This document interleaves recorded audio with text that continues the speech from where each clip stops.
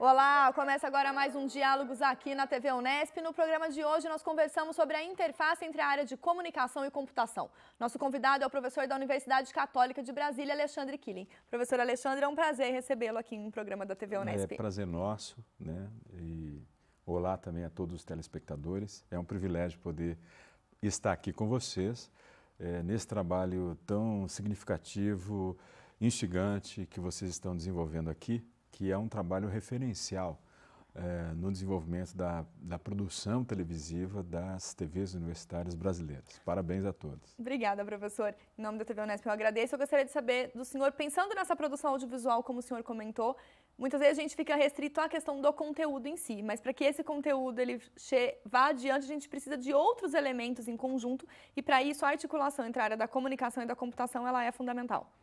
Na verdade, na televisão, a gente sempre esteve dependente dessas áreas.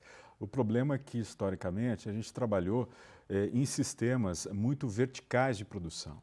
Então, a gente estabelecia o departamento de engenharia, departamento de operações, departamento de jornalismo, departamento de produção, departamento comercial, departamento de administração. É como se fossem entes completamente separados, né, em que o fato de estar dentro de uma organização televisiva é que representava a única ligação deles. E todos eles se mobilizavam no momento em que a produção do conteúdo ia para o ar. Então, historicamente, sempre no fazer televisivo, houve uma interdependência dessas áreas.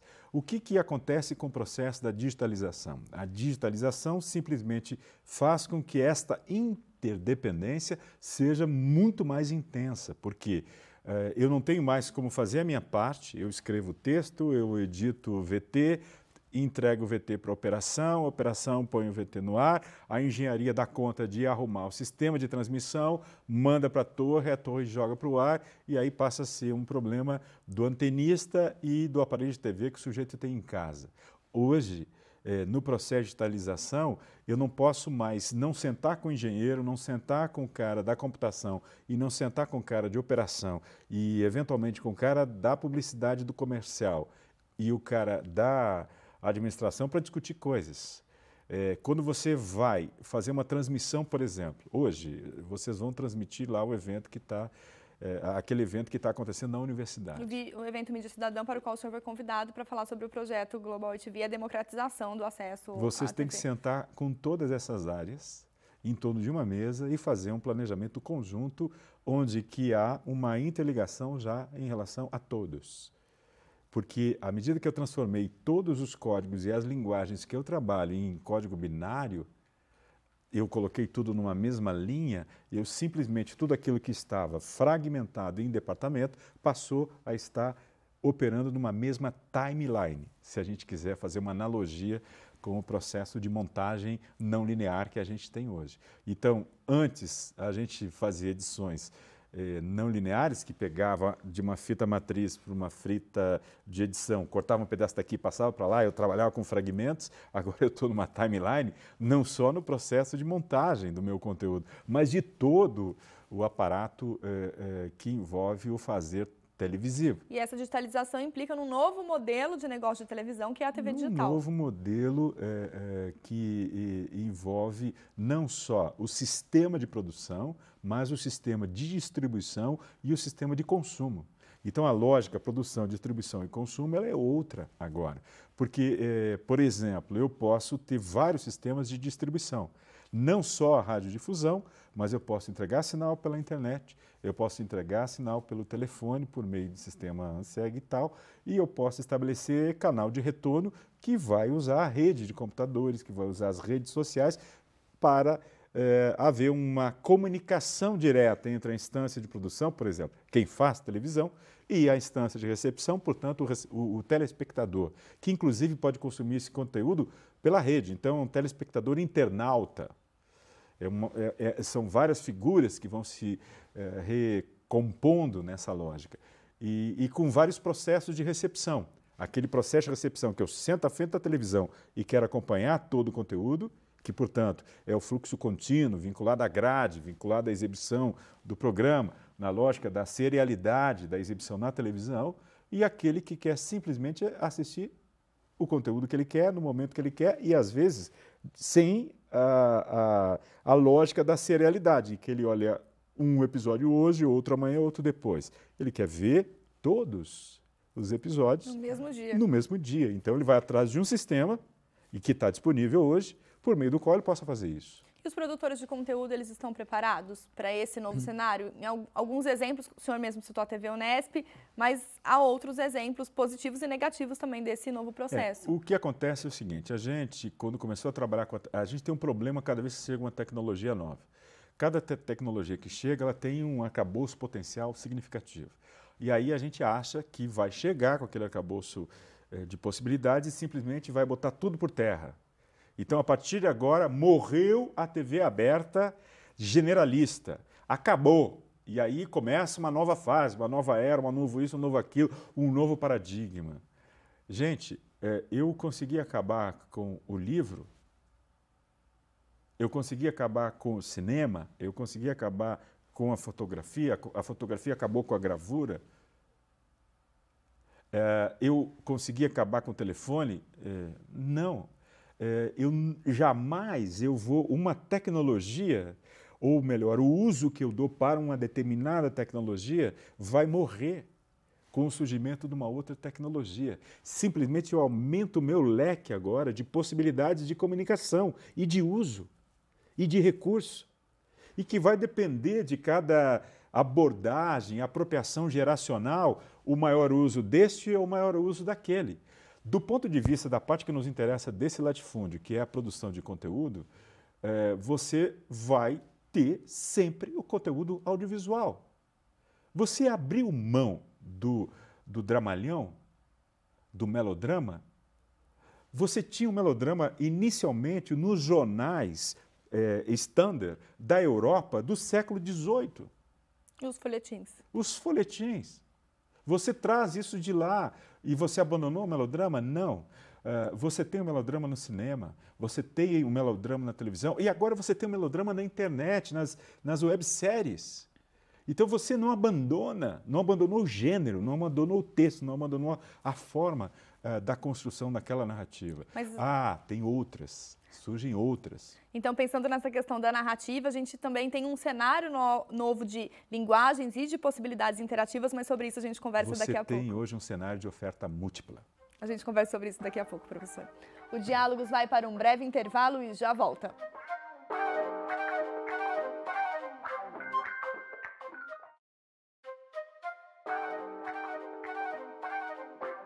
O Diálogos está de volta e no programa de hoje nós conversamos sobre a interface entre comunicação e computação, pensando na produção de conteúdo audiovisual interativo com o professor Alexandre Killing, da Universidade Católica de Brasília. Professor, terminamos o programa comentando que nós temos múltiplas possibilidades e ofertas hoje. Eu gostaria que a gente começasse a falar um pouco sobre a questão dos formatos. O senhor disse que os gêneros não modificam, mas a gente tem uma modificação de formato e de linguagem. Por exemplo, eu volto àquela questão da ideia do fluxo narrativo, ou, se a gente preferir, do tempo narrativo e do espaço narrativo.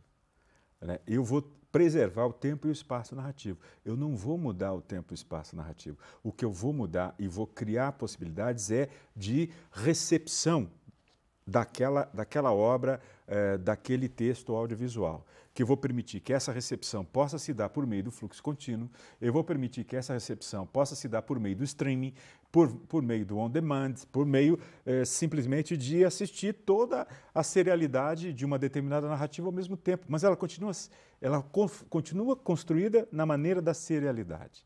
E se eu pegar, por exemplo, o fenômeno dessas empresas que estão representando um novo modelo de negócio, sobretudo nos Estados Unidos, em que você assina e você tem todo o conteúdo disponível, que é o caso do Netflix e outros. Hoje você tem essa oferta de conteúdo no Roku, numa série de outros sistemas presentes nos Estados Unidos que não chegam aqui ainda. A Google está tentando fazer a mesma coisa, a Microsoft tentando fazer a mesma coisa e o próprio Facebook está tentando fazer a mesma coisa nessas associações que eles estão fazendo, ora com o YouTube ou ora com outro sistema de streaming. Tanto é que o Instagram permite que você faça streaming agora. Então você pode começar a fazer uma série de produções de conteúdo de todo tipo e tal. Voltando à ideia da serialidade, eu continuo mantendo no mesmo Netflix o padrão de construção narrativa audiovisual. que é a serialidade, e que cada vez que eu começo um novo capítulo, eu tenho uma síntese do capítulo anterior no início do capítulo que começa. Isso é serialidade, do jeito que eu vejo na televisão e que vi na televisão a vida toda. Que eu tinha um episódio, ia para o dia seguinte, usava o fluxo e a grade de programação. Agora eu não tenho a grade de programação, mas eu tenho a mesma estrutura narrativa. Até porque se eu pegar e botar uma história audiovisual de 5 horas, ininterrupta, ninguém assiste. A gente teve experiências disso, né, em momentos do próprio cinema, né, em que a gente trabalhou com a ideia do cinema verdade, aquele cinema italiano que tentou contar histórias de 3 horas, 4 horas, etc., etc., e não vingou esse tipo de lógica e tal, porque não há possibilidade de a pessoa chegar e conseguir fisicamente ficar diante de uma tela durante um tempo. Há um limite físico para isso. E também a gente tem uma necessidade de modificação dessa própria linguagem para falar diretamente com esse público. Então eu preciso da serialidade, porque eu tenho que dar o tempo de respiro do sujeito. Por mais que eu consiga fazer, no caso do Netflix, que alguém fique diante da televisão e assista vários capítulos ao mesmo tempo, tem uma hora que o cara dá o play, vai no banheiro, pega a água, pega não sei o que e volta, porque eu preciso de um tempo, mesmo numa estrutura narrativa, de abstração do telespectador.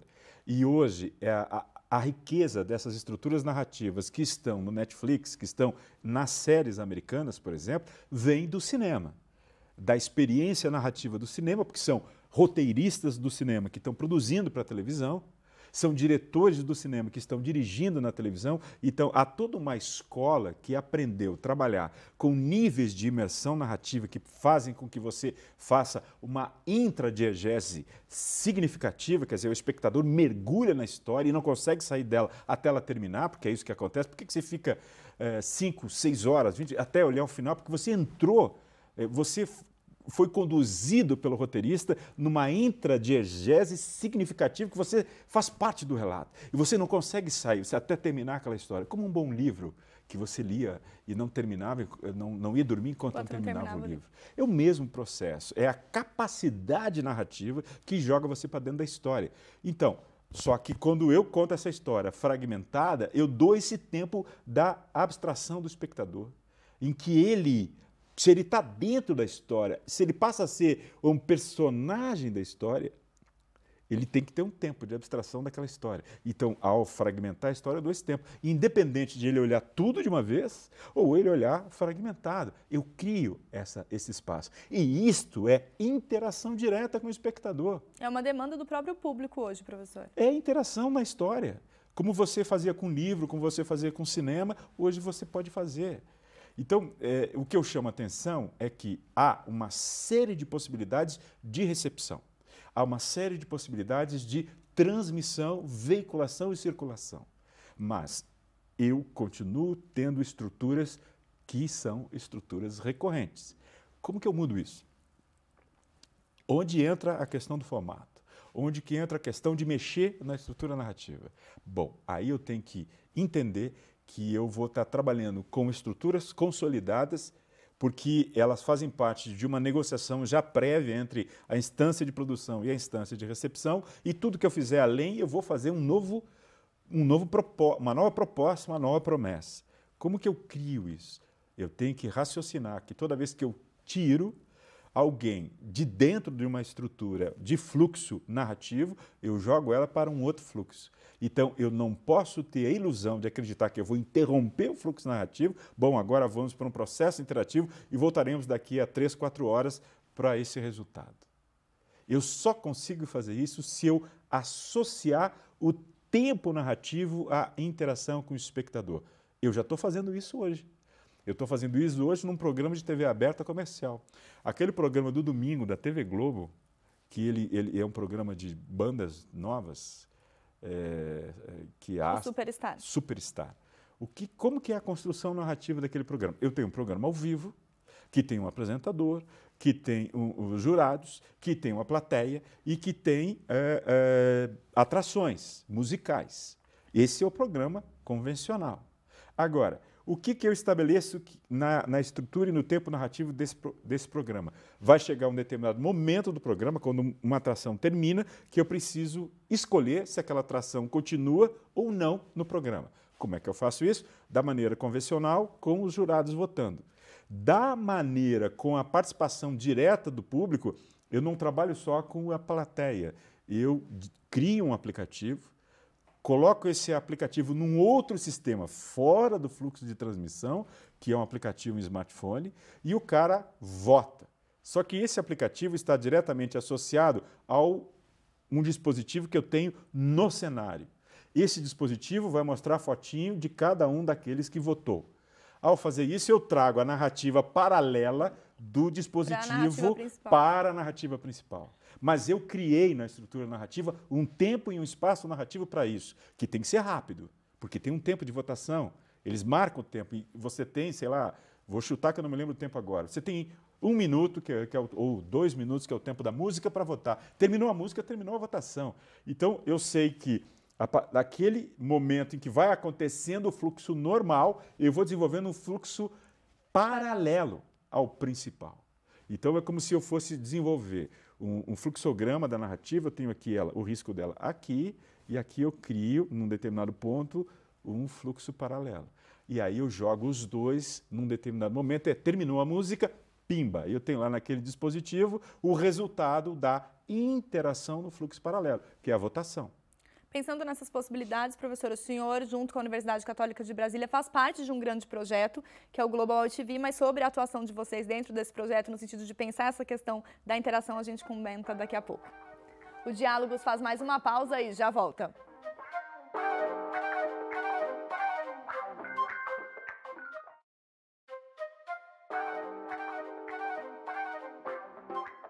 Estamos de volta com o Diálogos e hoje nós conversamos sobre produção audiovisual e a interface entre computação e comunicação. Nosso convidado é o professor da Universidade Católica de Brasília, Alexandre Killing.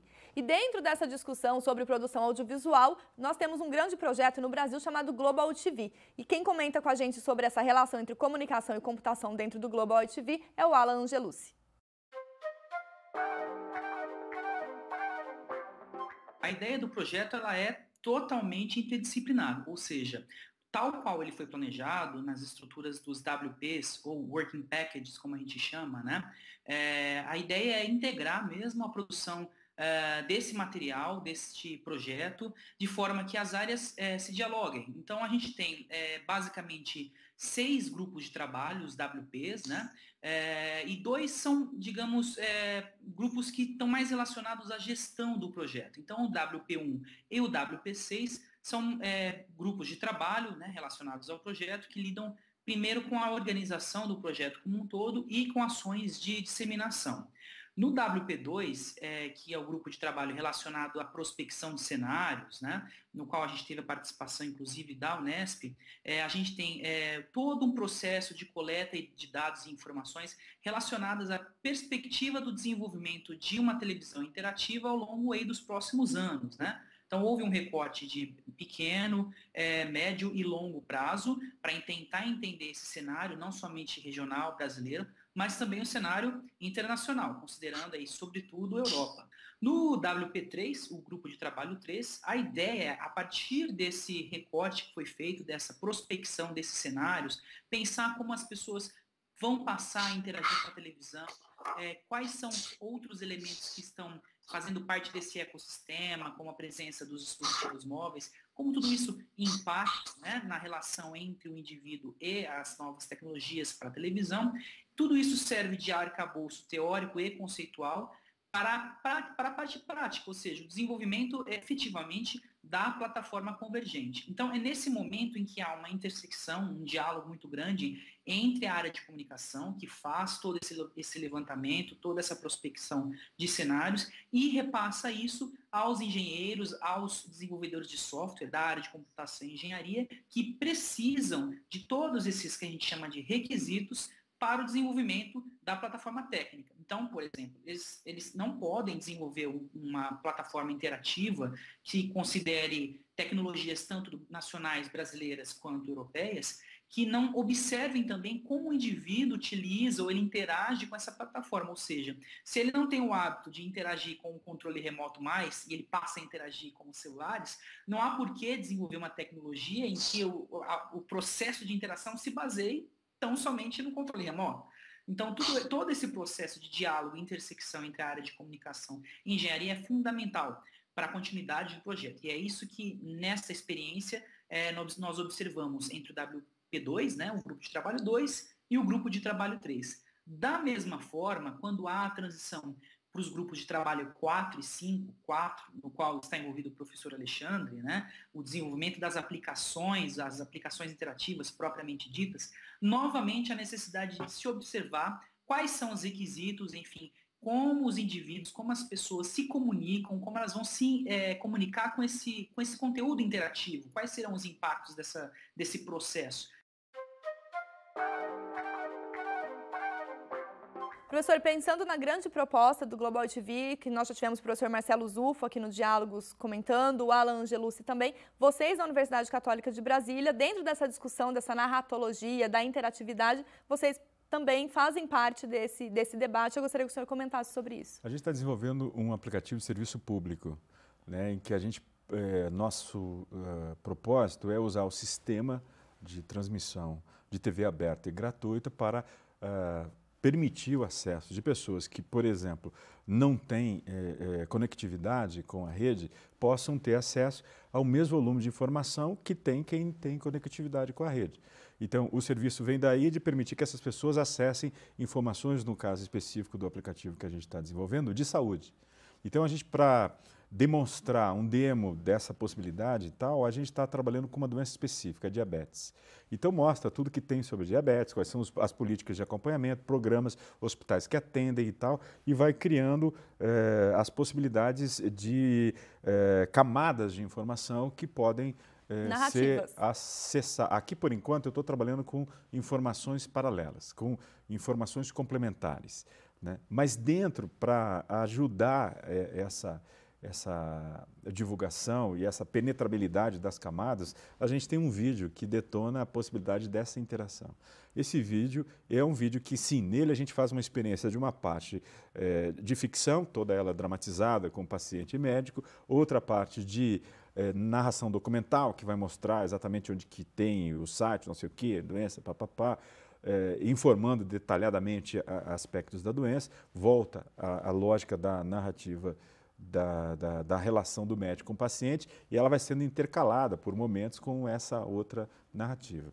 E em cada entrada dessas vai ser possível, se for de interesse do telespectador, internauta, usuário, que a gente pode colocar, porque ele cumpre todos esses papéis, ele é telespectador, ele é internauta porque ele vai para a rede, ele é usuário desse sistema de oferta de informação.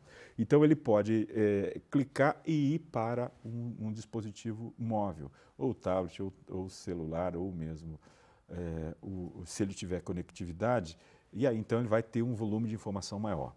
Mas a gente está trabalhando com esses 3 níveis. O primeiro nível, o fluxo. O segundo nível, a ideia de informações complementares. E o terceiro nível, a possibilidade de navegabilidade, acessando o banco de dados do próprio sistema de saúde para obter informações adicionais. Algumas dessas informações por meio do Ginga, já disponíveis. Outra informação por meio dos sistemas da própria internet. Pensando na grande proposta do Global TV de pensar nessa integração e nessa interação, é muito positivo ter experimentos como esse. Seguramente. Embora a gente tenta olhar esse lugar a partir de um conceito de interatividade que a gente está desenvolvendo lá, que é a ideia de entender que a interatividade tem 3 tempos. Porque a gente está, teve interativo, parece que eu cheguei, apertei o botão, entrei e... Não, alto lá, calma, relaxa.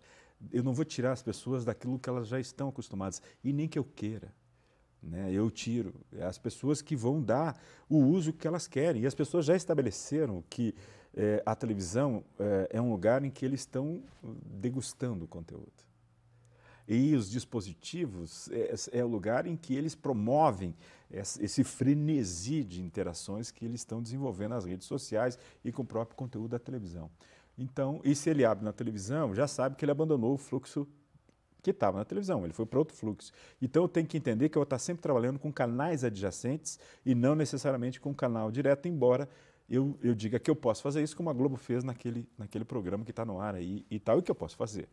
Mas eu não vou conseguir fazer toda a programação assim, porque eu não estou trabalhando com um único telespectador, as pessoas não são unas. As pessoas têm diferenças, graças a Deus, elas têm maneiras de consumo diferentes, graças a Deus, e elas têm apreço por conteúdos diferentes. Então, nessa lógica, a gente tem que entender que a interatividade ela tem, primeiro, do ponto de vista da tecnologia, uma etapa que é a oferta interativa, onde eu, por meio de todas as possibilidades, ginga, smartphone, segunda tela, terceira tela, o que for. Diferentes plataformas e suportes. Internet, site, eu ofereço possibilidades de interatividade com a instância de recepção, com o telespectador, com o internauta, com o usuário.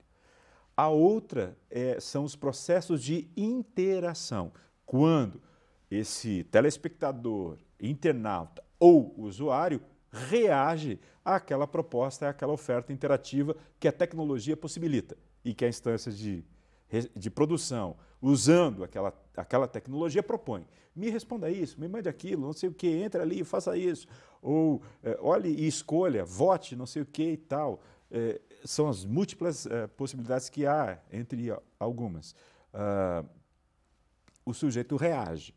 Depois que ele reagiu, foi lá, usou aquela tecnologia, respondeu, papapá, e a instância de produção, a televisão, o veículo originário daquela proposta, pega aquele conteúdo, o resultado daquela provocação e põe no ar e reconhece aquele sujeito como um sujeito ator dentro da construção do espaço narrativo, pronto. Aí eu tive um evento de interatividade, porque eu comecei aqui, passou por uma oferta de possibilidade tecnológica, ele reagiu, portanto, estabeleceu um processo de interação e a reação dele eu aproveitei e reinseri ela dentro da estrutura narrativa. Pronto. Aí eu tenho efetivamente um evento interativo. E aí, pensando na ideia do Global TV, exatamente promover esses eventos tentar buscar interativos. isso, embora sabendo que não é um processo simples de fazer numa primeira experiência.